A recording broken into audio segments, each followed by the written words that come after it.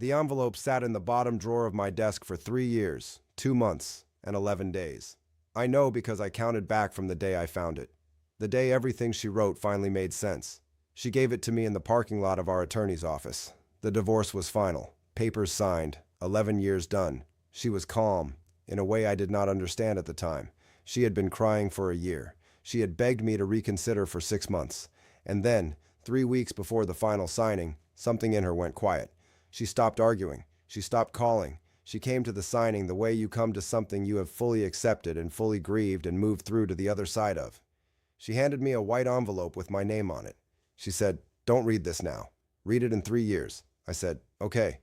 I put it in my jacket pocket and I drove to Sarah's apartment and I forgot about it. I found it 3 years later cleaning out my desk. The week Sarah and I separated, I sat on the floor of my home office at 10 at night and I read 12 pages of the most accurate description of my own future that anyone has ever written. She did not predict it. She knew me. That is the difference. And understanding that difference is what this story is about. My name is James Calloway. I am 44 years old, and I have spent the last 3 years trying to understand how a man can live with someone for 11 years and understand them so much less than they understand him. I want to tell this story honestly. Not the version where I am the villain because that is too simple. Not the version where I was misled because that is not true. The honest version, which is that I was a man who made choices from a very limited understanding of myself and caused real damage to someone who deserved better. Elena and I met when I was 29 and she was 27. We were both at a work conference in Atlanta. She was in marketing for a healthcare company. I was in finance at a consulting firm. We talked for 3 hours at a networking dinner. I asked for her number at the end of the night, and she gave it to me with the particular directness she brought to everything. No performance, no hesitation, just here it is. I fell in love with her directness. That is the first honest thing I need to say. She was the most honest person I had ever been close to. She said what she meant. When something was wrong, she said so. When she was happy, she showed it without calculation. I had grown up in a family where feelings were managed carefully, presented strategically, never quite allowed to simply be what they were. Elena did not operate that way, and I found it profoundly attractive. We dated for 2 years and married when I was 31. We bought a house in Columbus, Ohio. We had plans, children in the medium-term future, travel when we could afford it, a life that felt solid in the way lives feel solid when you are building them out of the right materials. By most observable metrics, our marriage was good. We did not fight frequently. We had the same general values. We were financially compatible. We had friends, shared interests, a dog named Walter, who Elena had adopted the year before we met, and who lived to be 14. What we had, underneath the observable metrics, was a growing asymmetry that I did not see because I was not looking. She was present, fully, continuously present, in the marriage, in our conversations, in the relationship she was building with me year by year. She noticed things. She remembered things. She kept track of what mattered to me, what worried me, what I needed even when I hadn't said it. I was present the way I was present at work, effectively, competently, but with part of myself always calculating, always slightly elsewhere, always managing the relationship rather than simply being in it. She saw this. She told me once, early in our marriage, that she sometimes felt like she was in a relationship with the version of me I had decided to present, rather than the actual me. I did not understand what she meant, and I told her so. She said, "I know. That's the part that worries me. I filed that away. I filed a lot of things. I'm going to talk about Sarah directly because not talking about her would be dishonest. I met her 8 years into my marriage. She worked at a client company. She was 30, I was 39. She was, and I want to be accurate here, not flattering to my past self, but accurate. She was uncomplicated in a way that I found appealing precisely because my interior life had become very complicated. Elena and I were in a period I would now describe as slow erosion. Nothing dramatic. We had grown in different directions in ways that were invisible in daily life, but visible in moments of real intimacy. We were kind to each other. We were functional. We were not connected in the specific way we had been connected at the beginning. I told myself this was normal, that marriages evolved, that the intensity of early love was not sustainable. Both of those things are true. They are also things that people tell themselves when they are avoiding a harder truth.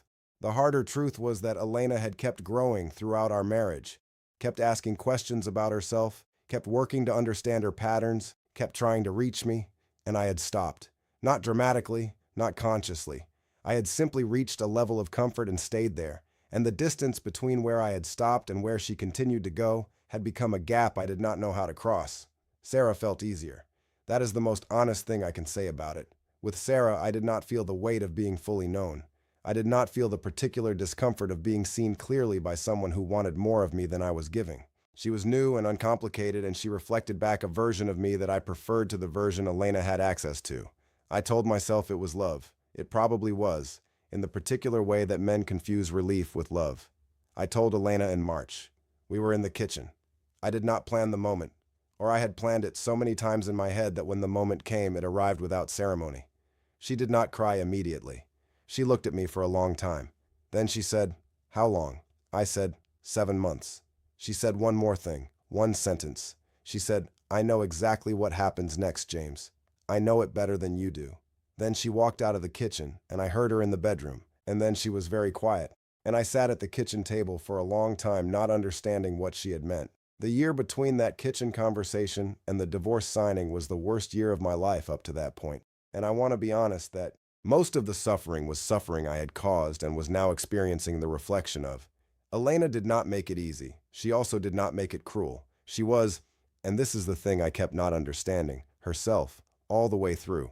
She was hurt in a way that was completely visible because she had never learned to hide her feelings the way I had. She cried in front of me more times than I could count. She also showed up to every conversation we needed to have, every mediation session, every difficult discussion, with the same directness she had brought to everything since the night I met her. She asked me once, in our third mediation session, if I understood what I was giving up. I said I thought I did. She looked at me for a moment. She said, "No, you understand what you're leaving. You don't understand yet what you're giving up. There's a difference." I did not know what she meant. She did not explain it. 3 weeks before the signing, she stopped, engaging with the emotional content of what was happening. She showed up to appointments. She communicated about the practical matters, the house, the accounts, Walter's care arrangement. She took him. I did not contest this. But the pleading stopped. The crying in front of me stopped. She had moved through something and come out the other side, and I watched it happen without understanding what I was watching. On the day of the signing, she arrived 5 minutes early in a blue dress I had not seen before. She looked well. Not performing wellness. Actually well. There was something settled about her that made me feel, standing next to her, slightly unmoored. We signed. Our attorneys exchanged documents. We walked out to the parking lot in the same direction because our cars were parked near each other. One of those small, absurd continuities that survive even the end of things. She stopped at her car. She opened her bag. She took out a white envelope. She said, "I wrote you something. Don't read it now. Read it in 3 years. It won't make sense now. I promise it will make sense then." I said, "Elena," she said, "I'm not asking for anything. Just put it somewhere you won't lose it." I said, "Okay." She got in her car. I stood in the parking lot for a moment, and then I got in mine. I drove to Sarah's. I want to tell you about the 3 years honestly, because the 3 years matter. Sarah and I moved in together 4 months after the divorce. She had been patient during the process, or what I experienced as patience, which I understand now was something more complicated. She wanted the outcome she had been waiting for, and now she had it, and the having of it changed something. The first year was good, new in the way new things are good. The particular excitement of being in a relationship that hasn't yet revealed its full shape. We traveled. We redid the apartment. We had the kind of relationship that photographs well. The second year was harder. I began to notice things, not dramatic things, small ones. The way Sarah processed difficulty differently than Elena had. Not wrongly, just differently. In a way that required from me a different kind of presence than I had become accustomed to. The way our conversations about the future had a particular quality of vagueness that I kept trying to resolve and kept failing to. The way that, when things were genuinely difficult, when I lost a major client, when my father had a health scare, when I was struggling, she was present in a performing way rather than an actual way. I did not have language for this distinction at the time. I am borrowing it from a therapist I started seeing in the 3rd year. Performing presence versus actual presence. She meant well. She said the right things. But she was not there in the specific way that Elena had been there. The way that does not require you to explain what you need because the person has been paying attention. In the 3rd year, she told me she wanted to move back to her home city. That her family was there. Her network. The life she had put on hold. She said she had expected things to feel more settled by now, and they didn't. We tried for 6 months to resolve it. We could not. She moved out on a Tuesday in November. I came home to an apartment that was half empty, in the specific way that apartments are half empty, when the person who made it feel like a home has taken their things. I sat down at my desk. I opened the bottom drawer looking for something. I don't remember what. And I found the envelope. It was 10:17 at night. I sat on the floor of my office. I don't know why the chair was right there, but the floor felt right. and I held the envelope for a while before I opened it. My name in Elena's handwriting, James. I broke the seal. 12 pages. Her handwriting, which I would know anywhere, neat and slanted the way it always was. She had written it 2 weeks before the signing. I know because she dated it at the top. I am going to tell you what she wrote. Not everything. Some of it is private in a way that belongs to her, and I will not give that away. But the parts that matter I will share because they are the reason I am telling this story at all. She began, James, I am writing this because I know you, and because knowing you means understanding something you do not yet understand about yourself. I am not writing this to hurt you. I am writing it because the only thing I have ever wanted is for you to see yourself clearly, and I was not able to give you that while I was in your life. Maybe distance will. She wrote, You chose Sarah because she felt easier, not because she is better for you or because what we had was wrong, because she does not yet know you well enough to want more from you than you are comfortable giving. That will change. It always changes. When it changes, you will not know how to handle it because you have never learned to be fully present in a relationship. You manage, you perform, you do not stay. She wrote, The relationship with Sarah will end within 3 years. I don't say this to be cruel. I say it because I know the pattern, and you have not examined it. When it ends, you will be in the apartment alone. I don't know which apartment, but you will be alone. And you will feel a specific kind of emptiness that is not about Sarah. It is about something older, something you have been managing since before I knew you. She wrote, Your career will hit a wall in the next 2 years, not a failure. You are too competent to fail in the conventional sense, a ceiling. You will feel it, and you will not understand why your competence isn't enough to break through it. It isn't about competence. It's about the same thing it's always been about. You cannot let yourself be fully seen. In work or in love, she wrote, I am not telling you this so you will call me. Please don't call me. I am telling you this because I spent 11 years trying to help you see yourself, and I ran out of time. I am giving you a letter instead. She wrote, You will read this when you are ready. I don't know when that is. I hope it is sooner than I think. And then, at the bottom of the 12th page, she wrote one more thing. She wrote, You were worth loving, James. You still are. I just couldn't do it alone. I sat on the floor for a long time. Sarah had left that morning. The client I had counted on, the one I had spent 2 years building, had reduced my contract significantly 4 months ago, something I had not talked to anyone about, something I had been managing quietly, performing confidence, staying at the ceiling she had described for reasons she had named before I understood them. Every word was accurate, not prediction, knowledge. She had known me. She had known me the whole time, and I had spent 11 years being grateful for her presence without ever fully letting her in. I did not call Elena that night. I want to be clear about that because I think the temptation when I tell this story is for people to imagine a reconciliation. I am not telling a reconciliation story. I am telling a different kind of story. One about what happens when the truth arrives and you are finally ready to do something with it. I called my therapist and left a message asking for an emergency appointment. I sat with the letter for 3 days before I did anything else. On the 4th day, I made a list. Not a dramatic list, not a manifesto, just a practical accounting. I wrote down every relationship in my adult life, and I wrote next to each one what I had brought to it fully and what I had managed from a distance. The list was uncomfortable to read. I had managed from a distance, almost always.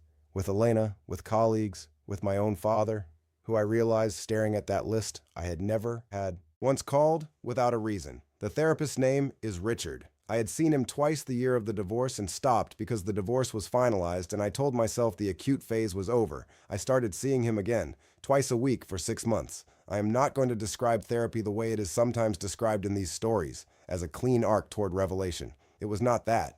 It was uncomfortable work that produced partial understanding and then more work and then more partial understanding, the way most real work operates. What I understood, slowly, was what Elena had named, the managing, the performance of presence, the specific way I had learned to be in relationships, competent, functional, sufficient, without ever fully arriving, without ever giving someone the version of me that was still uncertain, still afraid, still genuinely in need of something. She had wanted that version. She had been waiting for it patiently, for 11 years. I had given her the managed version instead, and then I had left her for someone who hadn't yet asked for anything else. I want to be careful here because this part of the story is about her, and she did not give me permission to tell it. I will say only what is necessary, and nothing that belongs to her privately. I found out from a mutual friend, someone who had been friends with both of us, and who had stayed in touch with Elena, that she had spent the year after the divorce doing something I would not have expected. She had left her job. She had spent years in healthcare marketing, good at it, respected, promoted regularly, and she had left it and gone back to something she had talked about once, early in our marriage, as a thing she wanted to do someday. She had opened a small design studio. It was not immediate success. The first year was hard, I was told, financially and in every other way. The second year was better. By the time I was reading her letter on my office floor, she had a studio with 4 employees and a client list that had taken 3 years to build from nothing. She had grieved the marriage and then she had built something. That is the most Elena thing I've ever heard. I did not contact her. I want to be clear about that. I did not use the knowledge of her success as an entry point. She had asked me not to call her, and the letter was not an invitation. It was a gift, and gifts do not create obligations on the giver. I processed it with Richard. He said, "What does it make you feel?" I said, "Proud of her," and aware of how long it took me to understand what I had. He said, "What do you want to do with that?" I said, "Nothing. With her. Something. With myself." He said, "That's the right answer. I want to go through what she wrote and what was true, because I think it is the most important part of this story, and I do not want to be vague about it." She wrote that the relationship with Sarah would end within 3 years because I had not examined my patterns. 2 years and 9 months after the divorce, Sarah moved out. She wrote that my career would hit a ceiling within 2 years, that competence alone would not break through because I could not be fully seen. 18 months after the divorce, my largest client began a managed reduction of my contract that took another 8 months to fully realize. 2 years of plateau that I could not understand until Richard helped me see that I was managing my professional relationships the same way I had managed my personal ones, from a maintained distance that people eventually stopped finding sufficient. She wrote that I would be alone in an apartment feeling an emptiness that was not about Sarah, but about something older. I was on the floor of my office at 10 at night with a dog I had finally gotten, a terrier mix named Frank, who was sitting next to me looking concerned in the way that dogs look concerned. And the emptiness was exactly what she described. Not grief for Sarah. Grief for the years I had spent not fully inhabiting my own life. She knew. She had always known. That is the most precise way I can say it. She saw me clearly, and I spent 11 years being grateful for her presence without understanding that being seen was what she was offering, and I was never fully accepting it. 6 months after reading the letter, I wrote her one. I did not have her address. I sent it through our mutual friend, who asked Elena if she wanted to receive it. She said yes. I wrote 4 pages. I am not going to share them here. They were mine to write, and they are hers to keep. I will say only this. I did not ask for anything. I did not propose reconciliation. I did not ask for forgiveness in the way that forgiveness requests are really requests, dressed up as apology, but fundamentally about the person asking being relieved of their weight. I wrote an accounting. What I understood now, that I had not understood then. What it had cost. What I was doing with the understanding. I thanked her for the letter. I told her that she was right, that it would make more sense in 3 years, and that I wished I had been the kind of person who could have heard it at the beginning. I sealed it and gave it to our friend. 3 weeks later, she wrote back. 3 lines. She wrote, "I'm glad it helped. I'm well. Don't disappear on yourself again." That was all. I have read those 3 lines more times than I can count, not because I am in love with her still. Whatever I feel is more complicated than that word covers, but because she still managed in 3 lines to say the most useful thing. Don't disappear on yourself again. I am telling this story because I think there are men who will hear it and recognize something. Not the affair. That is not the point, though it is part of the story. The pattern underneath the affair. The specific way of being in a relationship that feels like presence and is actually management. The specific comfort of being with someone who doesn't yet know you well enough to want more. The ceiling, in work, in love, in your own interior life, that you keep hitting and cannot understand because you are looking for the problem outside yourself. I am still seeing Richard. That will likely be true for some time. I have rebuilt my client relationships differently, with more visibility, with less managing from a distance. It has cost me some comfort and produced better work. The people I work with now, the ones who have seen me struggle with something and watched me not immediately have an answer, trust me differently than the ones who only knew the managed version. I have not been in a relationship since Sarah. That is a choice, not a circumstance. I decided that before I could be in a relationship I trusted, I needed to be in my own life fully, not as preparation for someone else, as something I owed myself. Frank is still on the floor next to me most evenings.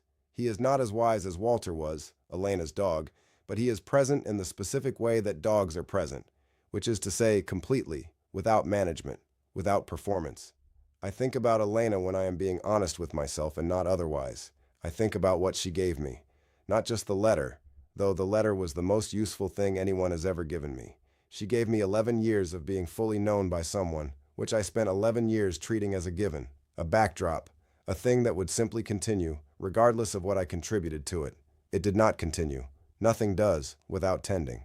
If you are the person in the marriage who is fully present, who sees your partner clearly, and keeps showing up and keeps trying to reach them, I want you to hear that it is real work, and it matters, and you are not imagining the asymmetry if you feel it. And if you are the person managing from a distance, performing presence, staying at the ceiling, grateful for being known without fully accepting the knowing, I want you to hear this before you are on the floor of your office at 10 at night, reading a letter that is 3 years old. She sees you. She has always seen you. The question is what you are going to do while you still have time to do it. Don't disappear on yourself again. If you recognize something in this story, tell me in the comments, and subscribe if you haven't. More stories here.